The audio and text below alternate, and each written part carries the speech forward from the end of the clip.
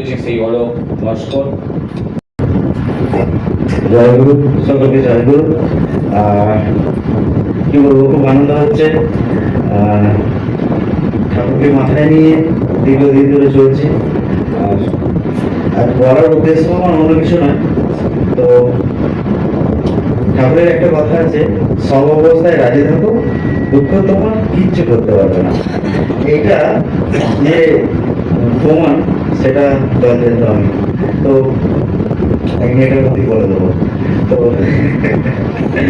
আর এত আনন্দ হচ্ছে কারণ হচ্ছে যে কিছুদিন আগে, মানে 10-12 দিন আগে আমি দেওঘরে ফোনের মারফতে এই সৎসঙ্গের কথা আচার্যদেবের কাছে পৌঁছে দিয়েছিলাম। ফোনের মাধ্যমে ময়দা আমার সঙ্গে ছিল ডিউটিতে, উনি আমাকে সব প্রসেসগুলো দেখিয়ে দিচ্ছে। আমি যে যা যা বলেছেন ওনার, আমি ঠিক ঠিক উত্তর দিয়েছি। আমার এই নিবেদনটা নিয়েছিলেন। আর জাস্ট ওই সৎসঙ্গ হওয়ার 4 দিন পরে দেবর থেকে মনে ফোন করে। যখনই ফোন করে ফোনটা তুলি, আমার চেনা নাম্বার, হ্যালো আমি দেবর থেকে বলেছি। বলতে মাথা কেমন লাগে, দেবর থেকে বলছি।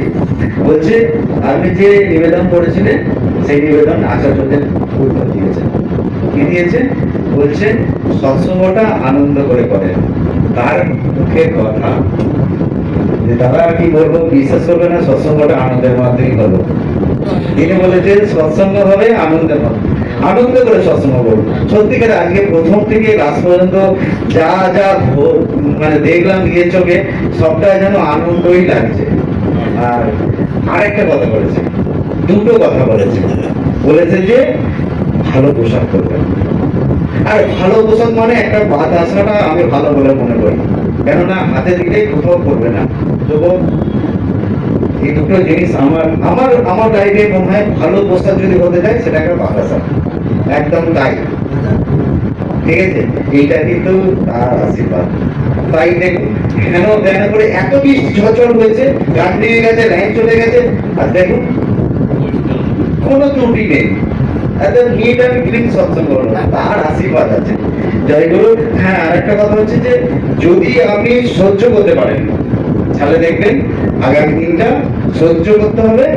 আর সবসময় মনে হচ্ছে যে যাই হোক, আচার্যদের একটা কথা হয়তো সময় নেই তো তাড়াহুড়ো করছে দাদা।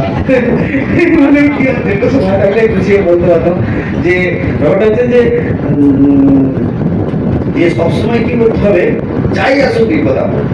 আমার তো জীবনে কত বিপদ আপদ এসেছে। এই 2 বছর ধরে বউ অসুস্থ নেই শ্বশুর বাড়ি, তার সত্ত্বেও সেটা ঠিক না হলেও গেল দুটো বাস এসে। যাই হোক, দাদা স্বয়ং আছে, ঠাকুর আছেন, ওনাকে কি বলবো যে উনি যে দেবদূতের মতো এসে আমাকে 10 দিনে ঠিক করে দিয়েছেন।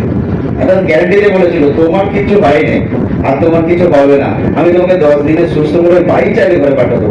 100% 10 দিনে আমাকে বাইক চালাবার সুযোগ করে দিয়েছে। আমার দুটো পা পুড়ে পুড়ে জ্বলে গেছে, তাদের নিজে হাতে হয়েছে। তাই এই কথা বলবো, জয়গুরু আজকে যদি কোনোদিন আগ্রহ সুযোগ পাই, ঠিক আছে, জয়গুরু। সবাই সবাই মঙ্গল প্রার্থনা করি। জয়গুরু।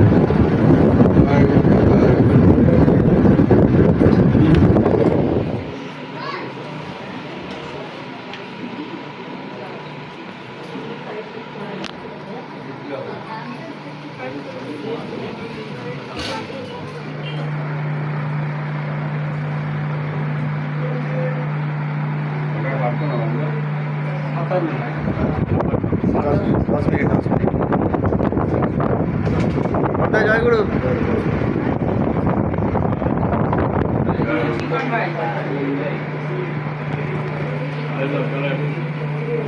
এখন গুণপাড়ার দিকে বেরোচ্ছে না কিছু সকালে।